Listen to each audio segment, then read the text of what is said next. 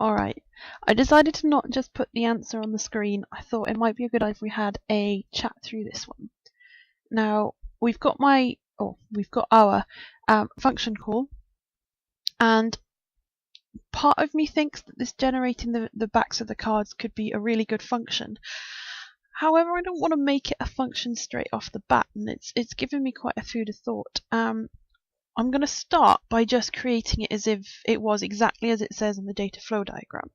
Now, there's nothing in the AQA specification that says anything about screen generation, so I'm just going to write the words in capitals since it's got all the functions and all the randoms and all the lens in capital letters. I'm going to stick with that one just to generate the screen. Now, I don't think I want a for loop to start. I think I'm going to keep this as simple as possible. Let's delete that one. What I'm going to try and do is just create it as though there was one forward-facing card and the 4 backs of the cards, and as if that's the end of it, that I'm not going to take it any further. So the first thing I really want to do is think of a way that I could just bring in that image or show that image or display that image in some way.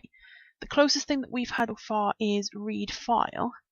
That'd be a good idea. I'm sure it was read line. There we go, it's very close. Read line. So the closest thing we've used is that one. We might as well do like we did with generate screen and create our own that says, I want to read in that single image. There's nothing within the documentation that has anything as close to it as read line, so I think I'll be okay with putting in read image. I'm going to take it the same way as the read line worked, and I'm going to give it the name of the file that I want. And in our case, for the first card, it's going to be the first random one that we've got, or position 0 in that array. Now, I do need to make sure that I've mentioned that I'm going to display it to the screen in some way. So I'm going to again use the capital letters because this is a function. I really wish that we could just display read image and give it an image to actually display, but unfortunately it doesn't work that way. I'm going to comment on it though, because we're creating our own. It's a really good idea to explain yourself as you're going along. So the first card is going to be shown face up, and it's going to be position 0 in the array. Brilliant. I might come back to that comment in a minute to add a little bit more detail. Now, after we've shown that one, the whole idea is that I need to now show the backs of the cards. So I've displayed one face up. I now need to display the next 4 just as the back. I could write read image back, read image back, read image back, but it's not going to work as easily as it could do. So what I'm going to try and do is use a for loop from I is equal to 1. I've used one of these before, so it gets a little bit easier the more you do it, to 4, because I've got 4 backs that I want to display. Yeah, I know I needed a bit more detail on here. If you're thinking about a table or even an Excel spreadsheet, you want to say where those cards are going to be positioned. So I'm going to start right at the top left and say that the first card I want to say or show is going to be shown in row 1, column 1. Let's tab that in a little bit so it gives it a bit more space. So I want to show 4 backs of cards. Alright. I know previously I've had to end the 4, but I might put the displaying and the reading of the image first. So now that I've got the syntax that I want to use, so display the arrow, read image, random card 0, next I just want to display that back. So I'll want to use the same keywords, or the same, it is more like a keyword in this case. I still want to use display, still want to use the arrow, still want to use read image, but it's not going to come from the array, so it's not going to come from the random cards array, otherwise we might as well just show them all of the cards. What's it called in this one? Back.png, brilliant.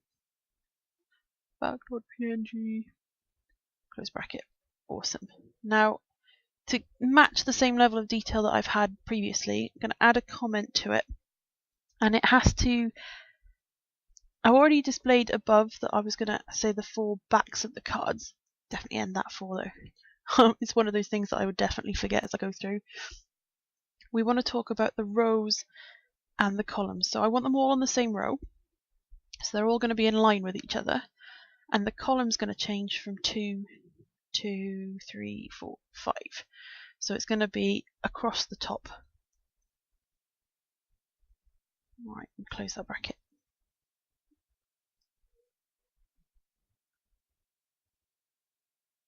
It's interesting waiting for the thought process to kick in. So I'm going to show that just the 4 backs of cards. I don't know if I need that bit of extra detail because I've got it at the top, but the more detail, the easier it is going to be for any examiner to show you've definitely thought this through. Now, the next part of this one, if I scroll down a little bit so I've got a bit more space, I've displayed the random image that was generated first. I've got the 4 backs of cards. I now want to display the 2 buttons for higher and lower. Again, there isn't something in the specification that displays a button, but if I use the same sort of layout of the syntax, it's going to work to my advantage. I'm going to display, it is going to be text, so I'll put higher. And I want to display a button for lower as well. It's not the sort of thing that I would leave without a comment though. Lower. Stick with my capital letters. It's going to look much better as a game with them in there as well. Display the back backs of cards, flip over the first, display the buttons higher and lower. User clicks on either of the buttons and flip over the next card. Brilliant. So that's going to be the next part of it. I really want to think about those comments. Okay, so what comments would you put after those displays of the buttons? Have a think for next time.